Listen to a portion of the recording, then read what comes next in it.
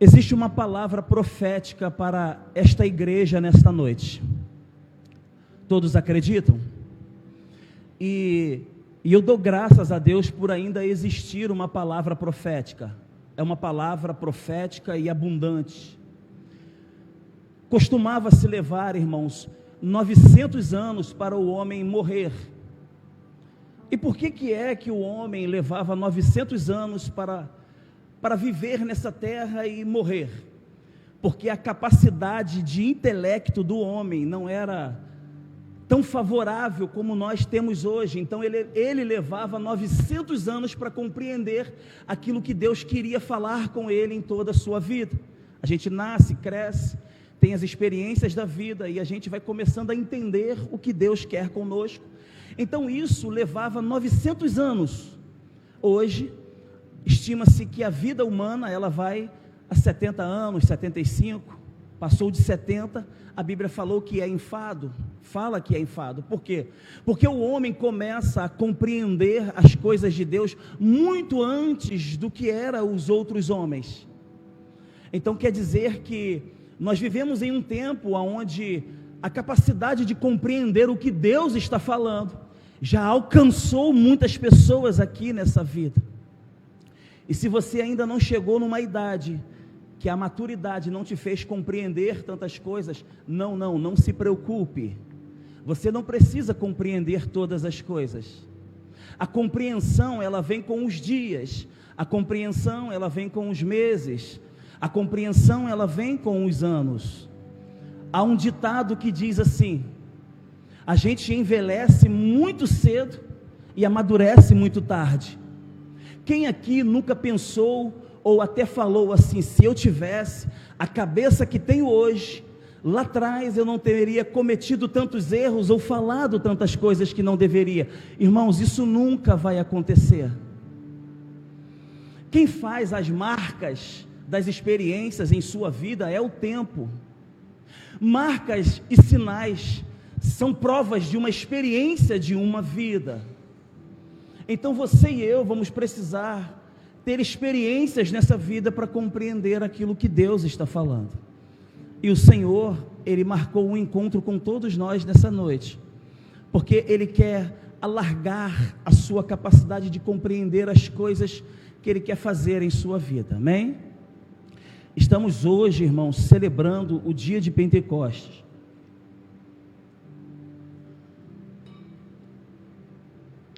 Pentecostes, odres novos.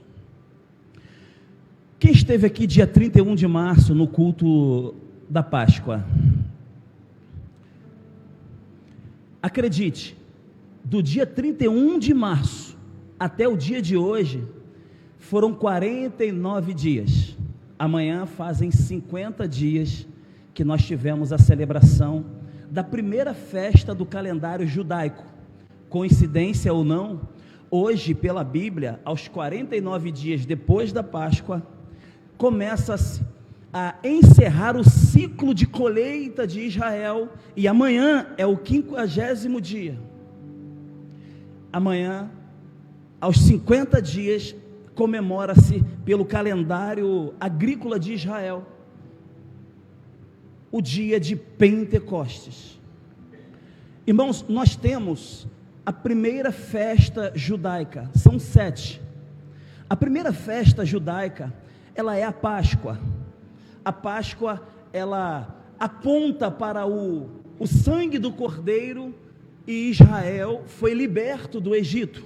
No Novo Testamento, Israel, libertos do Egito, agora nós, a igreja, é apontado para a igreja que o sangue do Cordeiro, na expiação de Cristo, na cruz do Calvário, é o que nos dá a libertação de tudo aquilo que nos prende, que nos torna escravos. A segunda festa do calendário judaico é a festa dos pães asmos, é a festa que é no sábado. A sexta-feira é a crucificação e a morte de Jesus, institui-se a Páscoa. No sábado é a celebração dos pães asmos. Israel começava a cultuar umas festas onde eles comiam pães separados, sem fermentos. Então, após a sua libertação no Egito, após a igreja ser liberta de seu pecado, começa-se a viver uma vida de santificação. É uma separação que o povo de Deus tem. E essa festa de pães asmos, elas duram 7 dias. Por quê? Porque a gente não pode se converter e se santificar em um dia. A santificação, ela é dia após dia, após dia, após dias, até que nos tornemos a estatura de um varão perfeito. A terceira festa é a festa das primícias. Elas começam no domingo. Então, concomitantemente, Israel comemora 3 festas logo em seguida: Páscoa, pães asmos e primícias. O que são as festas das primícias? Domingo, Jesus, ele ressuscitou. E no antigo Israel, Israel colhia as primeiras primícias da terra e começava a celebrar. Então ali durava 49 dias, eram 7 semanas, 7 vezes 7 dá 49. Toda a colheita que Israel fazia durante as semanas, sabe como funcionava? Eu ia na casa do pastor Santos, ia lá, colhia, ajudava ele a colher as primícias dele. Na outra semana, o pastor Carlos, a pastora Elizabeth, junto com o pastor Santos, ia na minha casa colher as primícias. E nós íamos juntando. Durante 7 semanas, essas primícias, elas eram reunidas e eram levadas para o templo. Quando todos estavam reunidos com as primícias para ofertar ao Senhor, aí veio o 50º dia, que era o dia de Pentecoste, que era o dia da festa, da celebração, da colheita. Era uma alegria. Quando Jesus vem, institui-se a Páscoa. No sábado é a santificação. Quando ele vai no domingo, ele ressuscita, começa as primícias. Ele vai até o Hades, pega as primeiras vidas, torna-se uma primícia. E quando Jesus é ressuscitado, ele caminha por essa terra por 40 dias mais 10. As pessoas oram. E quando Jesus é assunto ao céu, o que é que desce? O Espírito Santo. Porque ali estava estabelecendo o quê?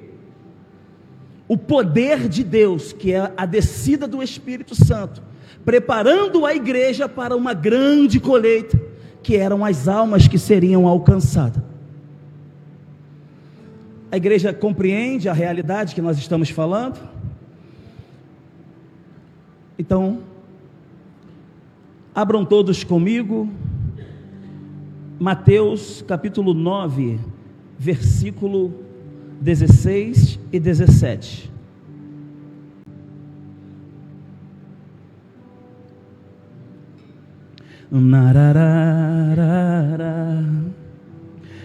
Eu tenho um fogo que arde em meu peito. Libera essa unção aí, irmão. Há uma unção dentro de você, que Deus colocou em você para que ela seja liberada nessa terra. Começa a trabalhar a unção na sua vida para você liberar nos ambientes que você está sendo colocado por Deus. A unção, ela despedaça o jugo. Comece a sentir a unção que Deus coloca na sua vida, que você vai começar a fluir no ambiente que Deus está te inserindo. Amém? Mateus 9, versículo 16 e 17, diz assim a palavra do Senhor: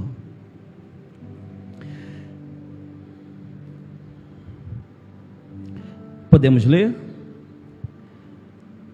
Ninguém deita remendo de pano novo em vestes velhas, porque semelhantemente remendo, ele rompe a veste e faz-se a maior das rupturas. Versículo 17, vou ler aqui junto com vocês. Nem se põe vinho novo em odres velhos. Se o fizer, os odres se romperão, o vinho se derramará e os odres se estragarão. Ao contrário, põe-se vinho novo em odres novos e ambos se conservam. Obrigado, Senhor, pela tua palavra. Nos capacita a ensinar a palavra que o Senhor mesmo nos trouxe para estar falando do Espírito Santo. Irmãos, olhem para cá, por favor. O que é que eu aprendo com esse texto? Com esse texto eu aprendo uma coisa. Eu fui chamado por Deus e eu não posso fazer as coisas para Deus de qualquer maneira. Provérbios 22, 29 vai dizer assim: o diligente, o homem zeloso, ele será colocado diante dos reis. Mas o homem negligente, o homem relaxado, até o que ele tem lhe será tirado. Irmãos, a Bíblia, ela vem pontuando desde o Gênesis ao Apocalipse, que todos os homens que foram usados por Deus, eles não eram homens perfeitos, eles eram homens verdadeiros. A Bíblia vem dizendo do Gênesis ao Apocalipse, que os homens que foram usados e as mulheres por Deus que foram chamados para fazer a sua obra, eles eram verdadeiros e leais.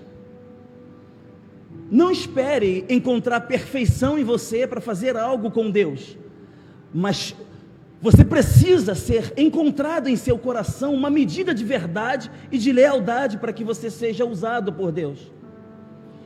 Se você estiver vazio do Espírito Santo, Deus ele sempre vai te amar.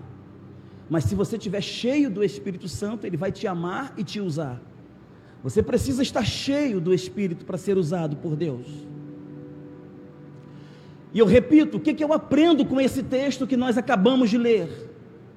E eu digo, não dá para viver uma vida de remendos. Irmãos, ou eu vivo um renovo, ou eu permito Deus fazer uma restauração verdadeira na minha vida, ou eu vou passar a minha vida inteira remendando coisas e se estragando aquilo que Deus trouxe de novo para a minha vida. E o que é viver de remendos? Viver de remendos é exatamente isso que Jesus acabou de falar no texto que nós lemos. Não se coloca um pano novo em veste velha, porque quando você força aquilo que foi colocado novo, rompe-se as vestes, e o que é novo se perde. Não se coloca vinho novo em odres velhos.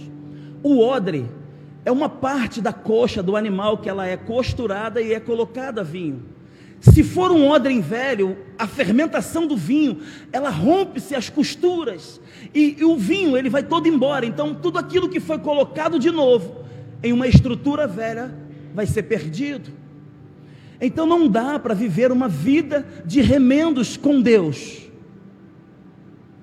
Quando nós caminhamos com Deus, irmãos, nós vamos ter que permitir que algumas coisas lá atrás, que nós construímos sem Deus, elas sejam desmontadas, elas sejam desfeitas, para que você agora permita que elas sejam refeitas, todas elas com Deus. Você não pode seguir uma vida com Deus, com coisas que você montou, com coisas que você planejou lá atrás, sem a presença de Deus.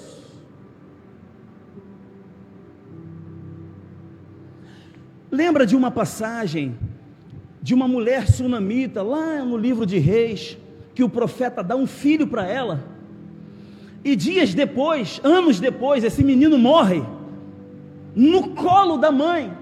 Ela leva até o profeta, e o profeta ressuscita e devolve o garoto para a mãe. Aquele menino não foi Deus que deu a ela, mas ela começou a criar aquele menino do jeito dela. Então tem coisas que Deus te deu, e você começou a criar vícios, e confundindo se é seu ou se é de Deus.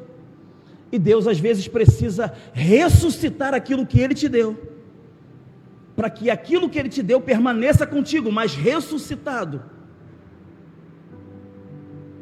Então, irmãos, Deus ele não reformou a vida de Jesus, Deus ele ressuscitou Jesus. Ele não quer reformar a sua vida, Ele não quer reformar a minha vida, Ele quer ressuscitar, me fazer uma nova criatura, nascer de novo. Nós precisamos entender uma coisa, irmãos. A obra que Deus fez na vida de Jesus, ela foi completa, mas sem a ressurreição ela não se completaria. A ressurreição, ela é uma oportunidade que Deus me dá de nos tornar uma nova criatura, nascer de novo. Não foi isso que ele disse para Nicodemos?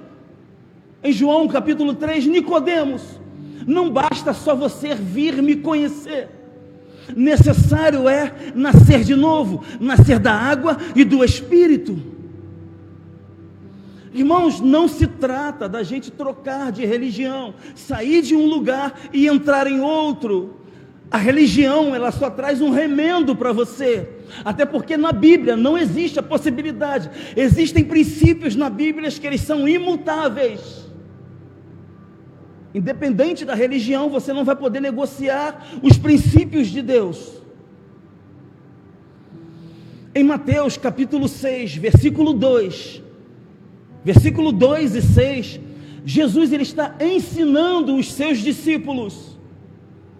Ele está dizendo assim: quando vocês jejuarem, façam dessa maneira. Quando vocês estiverem orando, é assim que vocês devem orar. Quando vocês estiverem ofertando, dando esmolas, vocês devem fazer assim. Jesus não estava sugerindo como é que as coisas poderiam ser feitas, ele estava afirmando como elas eram para ser feitas daqui para frente. Jesus está trazendo um ensinamento de como nós nos posicionarmos para viver uma vida nova com ele.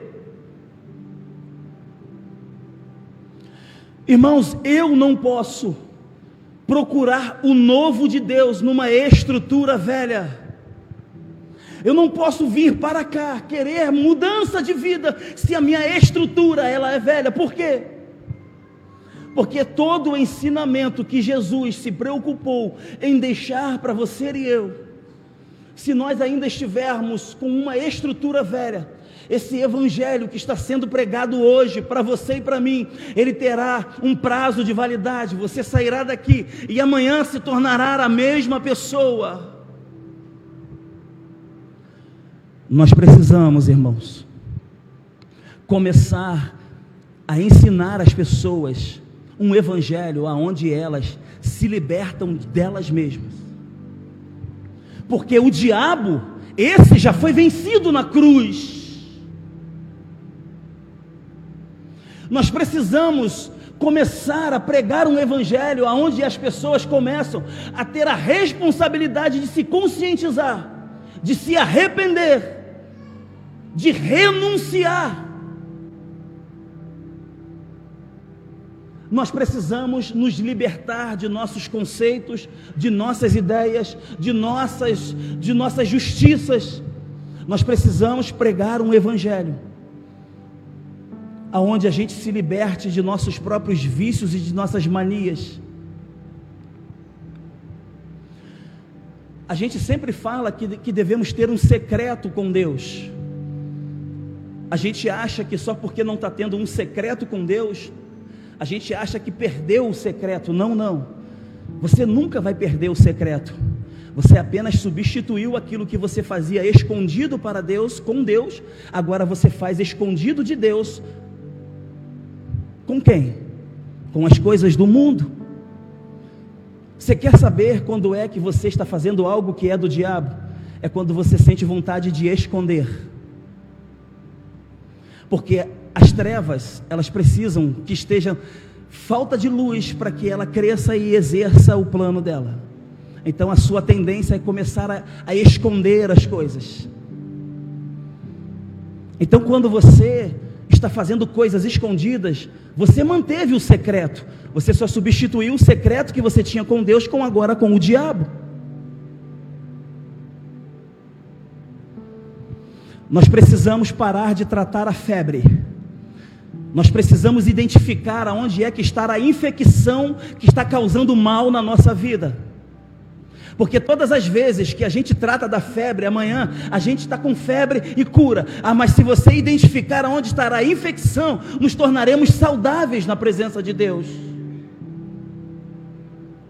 Irmãos, o Evangelho, ele só traz resultado para quem conhece ele e pratica.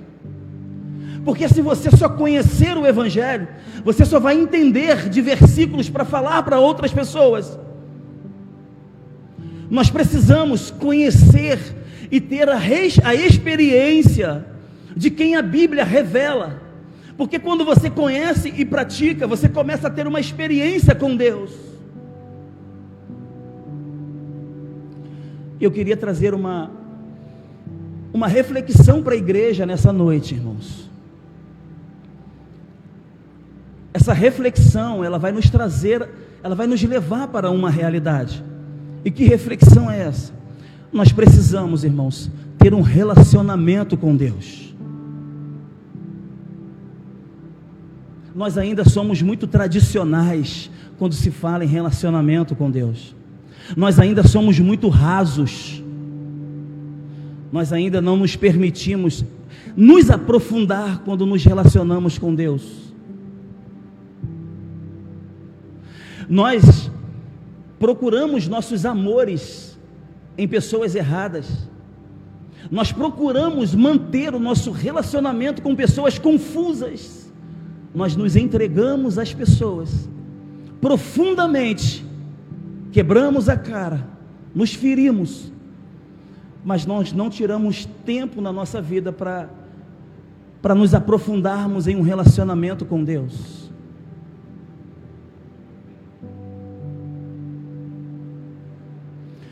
O dia que nós tivermos um relacionamento profundo com Deus, irmãos, nós nunca mais nos tornaremos as mesmas pessoas.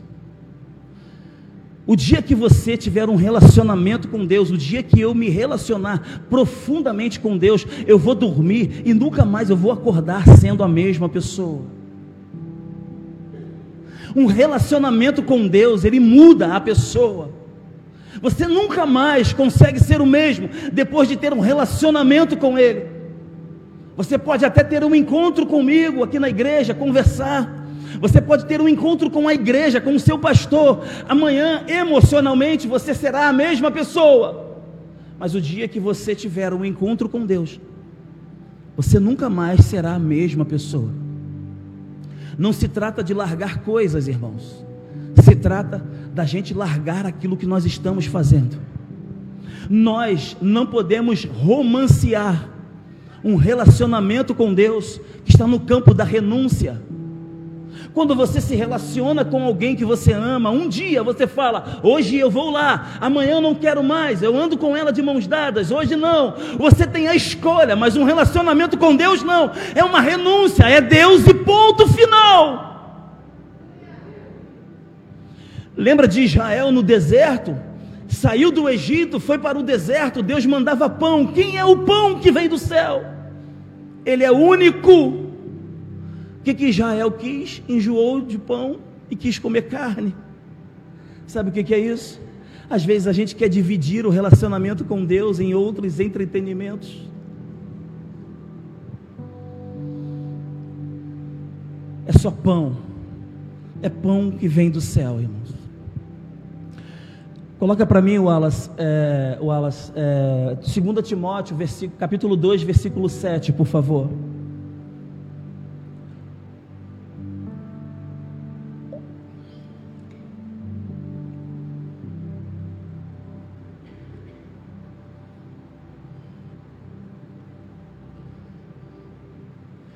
Isso é Paulo dando uma instrução a Timóteo. Considera o que eu digo, e o Senhor te dê entendimento em tudo. Paulo está dizendo assim: Timóteo, eu estou te ensinando, eu estou trazendo para você uma instrução de todas as coisas como elas devem ser feitas. Mas daqui para frente, você terá que ter experiências individuais com Deus, porque Ele está dizendo, o Senhor te dará entendimento. Sabe o que é isso? Daqui para frente você vai ter que caminhar com Deus, para você ter que adquirir experiências com Ele, para você experimentar Deus. Você sabe que eu tenho conversado com algumas pessoas, algumas não, várias pessoas. Eu tenho observado e eu tenho percebido uma grande dificuldade, irmãos. A dificuldade é que que eu estou conversando com pessoas que não têm experiências com Deus e querem falar de Deus. E a outra dificuldade é que tem pessoas que estão tendo muitas experiências com Deus e elas querem traduzir essas experiências em palavras. As experiências que você tem com Deus, jamais elas serão explicadas.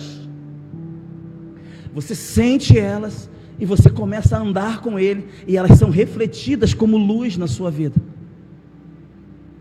Então Paulo está dizendo: Timóteo, você precisa, Timóteo, ganhar um dia no calendário de Deus. O que é ganhar um dia no calendário de Deus? É você andar com Deus e ter experiências com Ele, é marcar os dias que nós estamos vivendo, ter experiências com Deus, é por onde você e eu andarmos, nós deixarmos um rastro do Filho dele. Nós precisamos chegar nos lugares e ser sal dessa terra. Você sabe o que o sal faz? Além de temperar, quando você coloca o sal, ele dá sede. As pessoas precisam sentir sede de Deus quando conversam com você.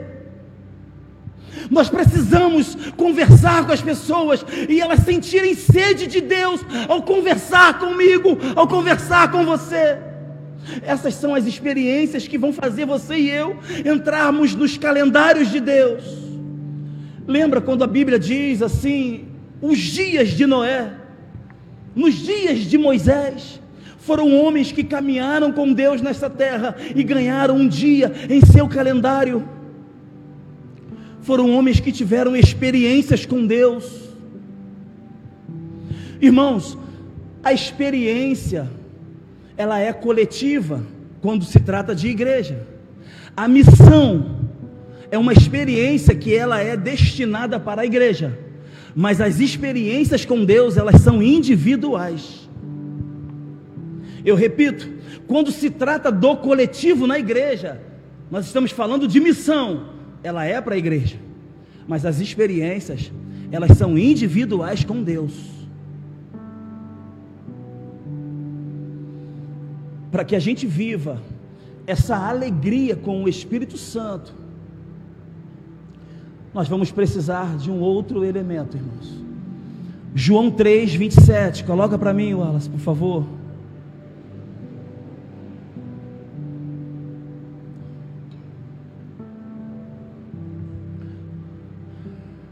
João, esse é o João Batista. João respondeu e disse: o homem não pode receber coisa alguma, se não lhe for dado do céu. Nós vamos precisar entrar nesse lugar em Deus, qual? De reconhecimento. Nós vamos precisar reconhecer que se não for do céu, nada se manifestará em nossa vida. Se Jesus não for único em nossa vida, se nós não reconhecermos que todas as coisas que você tem, que todas as coisas que eu faço, se eu não tiver uma vida de reconhecimento, eu não vou conseguir chegar a lugar nenhum. As decisões que você tomar hoje, elas vão te colocar nos lugares que Deus separou para você. Mas se você e eu, nós não reconhecermos,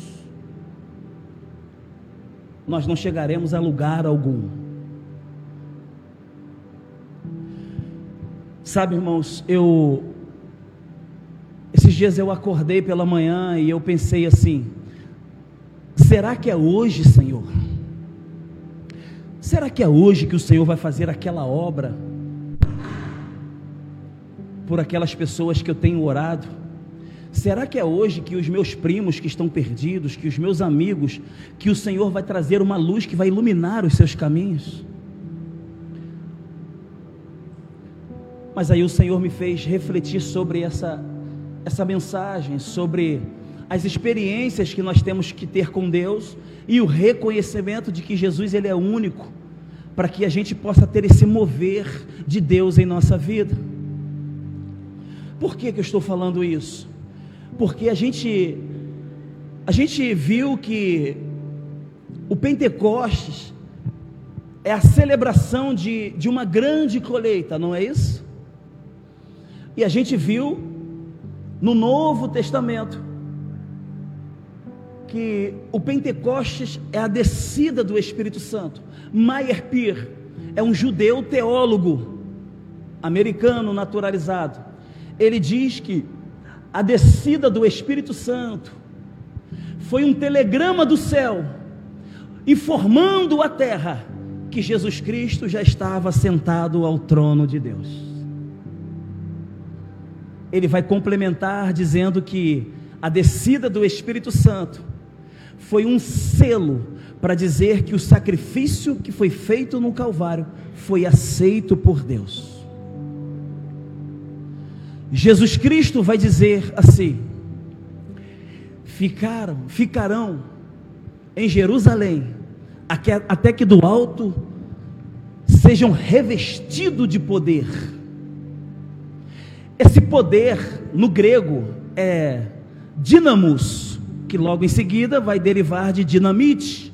É uma explosão que a igreja recebeu para fazer a grande colheita.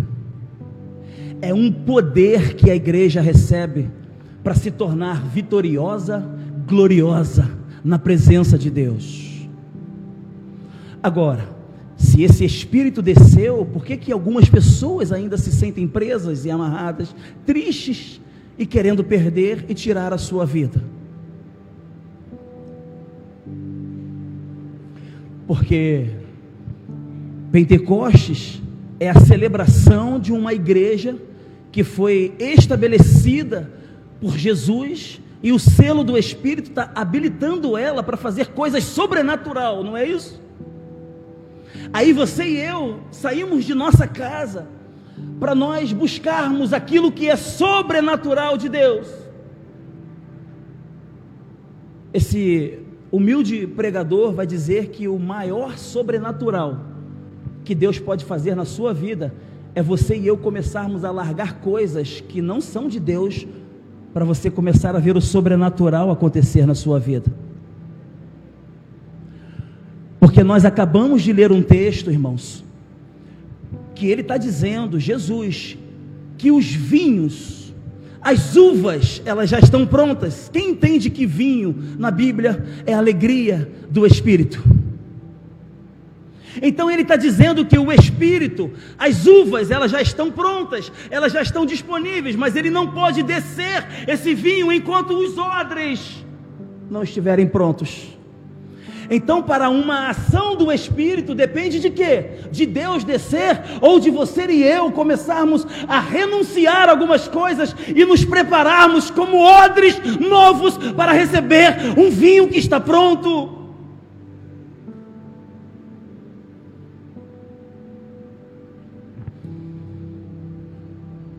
Não dá para viver de remendos. Coloca para mim, Wallace, Salmo 119, versículo 83. Sabe, irmãos, o odre, ele passa por um processo. É cortado a coxa do animal, é tirado a pele, é costurado. Mas aquele odre, quando ele é feito, ele fica com cheiro de carne. Se você colocar o vinho sem preparar o odre, você vai beber um vinho misturado com cheiro de carne. Aí eles batem o odre, aquela coxa do animal, a pele, eles batem na pedra. Esse é o primeiro processo. Aí eles estendem no sol. Depois eles batem o odre na madeira. É o segundo processo. E depois eles vão fazer o que Davi fez para pedir a Deus que ele estava semelhante a um odre na fumaça. Salmo 119, versículo 83. O terceiro estágio do odre para receber o vinho é esse aqui, ó. Pois estou como odre na fumaça, contudo não me esqueço dos seus estatutos. O terceiro estágio do odre, depois de ter passado pela pedra, a pedra não é a lei. Depois de ter passado pela madeira, a madeira não é a cruz.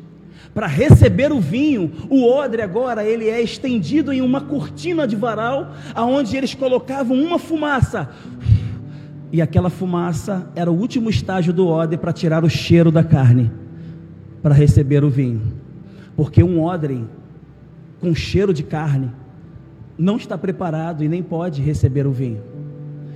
Na Bíblia, quem sabe que a fumaça, ela é interpretada com a glória de Deus. O terceiro estágio é esse que nós estamos vivendo. Já passamos pela lei, já passamos pela cruz. Agora, o estágio que nós estamos vivendo, nós estamos disponíveis para Deus, para que uma glória dele venha tirar todos os anseios, todas as expectativas humanas, todos os desejos da carne, que já ainda contém nesse odre, precisa ser tirado, para que o vinho novo deite em um odre velho, novo. Então, a partir de agora, nós temos uma consciência de que o Pentecostes é um derramar do Espírito, mas ele não será derramado se um odre ainda tiver com o cheiro da carne. Qual é a mentalidade? O louvor pode vir, ministério de louvor. Qual é a mentalidade que nós precisamos sair daqui hoje?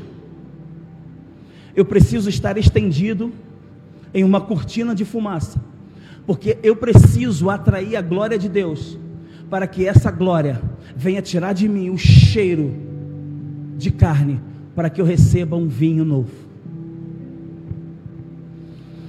Irmãos, eu gostaria muito que a igreja refletisse agora, nesses 30 segundos, no que na sua vida você tem feito escondido. Eu quero ser intencional, guarde para você. Só o Espírito Santo agora vai ter acesso aos seus pensamentos. O que ainda de desejo na sua vida, na sua carne, ainda tem um cheiro daquilo que você faz escondido, para que você comece a entrar numa cortina de fumaça, para ser preparado para receber o vinho agora.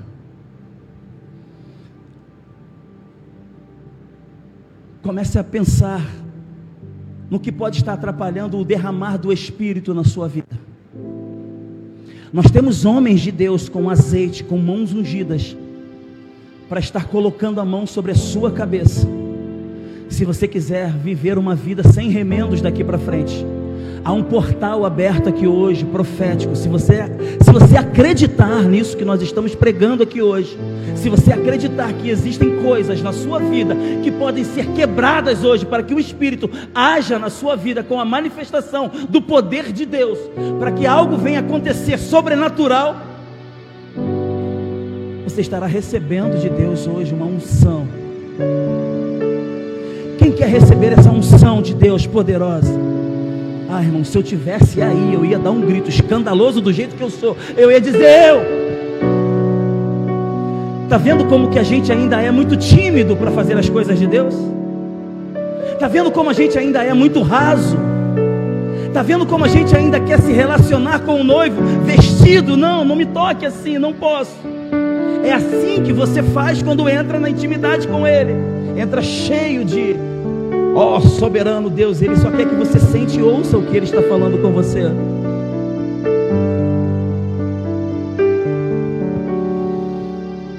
Eu gostaria que você levantasse junto comigo agora. Eu já estou de pé.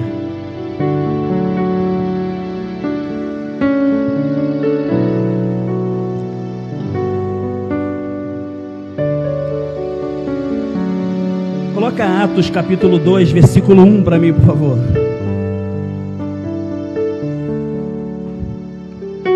Atos capítulo 2.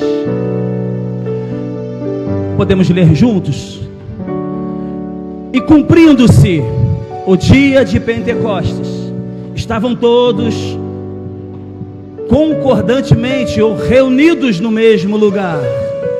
E de repente veio do céu um som como de um vento veemente e impetuoso, e encheu toda a casa em que estavam assentados. E foram vistas por eles línguas repartidas como que de fogo, as quais pousaram sobre cada um deles. O versículo 13. O versículo 13. E outros, zombando, diziam: estão cheios de mosto, ou em outras traduções, estão embriagados. Você já leu o livro de 1 Samuel, capítulo 1, versículo 13, aonde Ana entrou no lugar em Deus e começou a chorar e pedir a um filho, e ela foi confundida com uma mulher que estava o quê? Então existe um choro, existe um lugar que você entra em Deus, que você perde o controle de sua vida e está embriagado. Possivelmente Ana, ela já havia acessado esse lugar em Deus e ela estava embriagada, mas era do Espírito. É por isso que a manifestação aconteceu no útero dela quando ela concebeu um filho naquele dia. Nós queremos estar sóbrio demais para Deus e nós estamos embriagados para o mundo. Sabe, irmãos, uma coisa, eu antes, algum tempo atrás, eu servia as pessoas, eu servia a Deus e me entregava para as pessoas. De um tempo para cá eu tenho feito diferente, eu tenho me entregado para Deus e servido as pessoas. O problema todo é que a gente quer servir a Deus e se entregar para as coisas do mundo. Mas nós precisamos, irmãos, nos entregar para Deus e começar a servir como igreja neste mundo. O poder de Deus, irmãos, o revestimento do Espírito, ele desceu, o Pentecostes, para que tornasse a igreja poderosa e vitoriosa e glorificada na presença de Deus. Você não acha estranho você ainda está preso em algumas coisas? Se o sacrifício na cruz foi selado pelo Espírito Santo, não há alguma coisa de errado que você e eu ainda possamos estar presos em algumas coisas desse mundo? Eu queria convidar para você a orar nesse exato momento,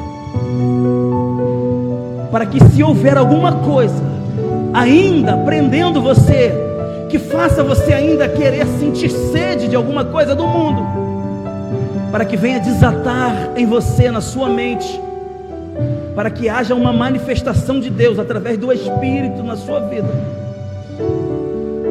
Senhor nosso Deus, nós oramos agora por um dom, o dom de discernimento, que o Teu Espírito Santo possa fazer a sua igreja discernir aquilo que está nos afetando, que nos impede de viver uma vida transformada, que nos faz sentir e nos estar preparados para sermos um odre, preparados para receber o derramamento do Seu Espírito, Senhor. Prepara, ó Deus, a cada dia mais a Tua igreja para estar celebrando, Senhor. Ó Deus amado, aquilo que ainda estamos fazendo no oculto que não Te agrada, que nós possamos nos libertar, que haja um desatar do Espírito Santo na sua mente, que Ele venha te libertar, que Ele venha tirar aquilo que ainda me impede de caminhar com Deus com clareza e equilíbrio. Sopra com o Teu Espírito nessa mente perturbada. Sopra com o Teu Espírito, ó Senhor Jesus, nessa mente perturbada, que não tem mais como enxergar aquilo que o Senhor quer dar. Assim, ó Deus amado, nós oramos e lhe agradecemos, Senhor, por tudo aquilo que o Senhor ainda tem feito em nossa vida. Que o Senhor venha fazer um mover em nosso meio, ó Deus. Que nós possamos desfrutar de uma grande colheita nesses dias. Que o Senhor venha preparar, esse ambiente foi preparado para o Senhor manifestar o Teu Espírito, ó Deus. Ó Espírito Santo, venha sobre nós nessa noite, meu Deus. Desça sobre nós, prepara o Teu povo, meu Deus. Nos liberta daquilo que ainda nos faz querer fazer as coisas desse mundo, meu Deus. Eu sei que o Senhor pode, leva essa nossa oração até o Teu Filho amado Jesus, meu Pai.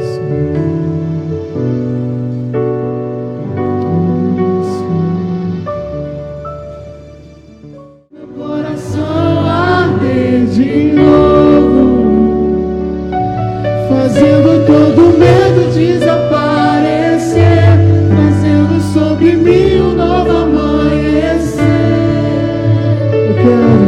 Eu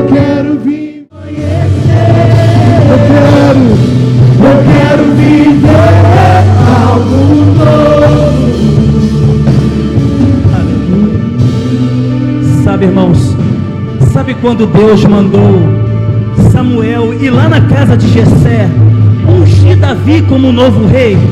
Quem lembra disso?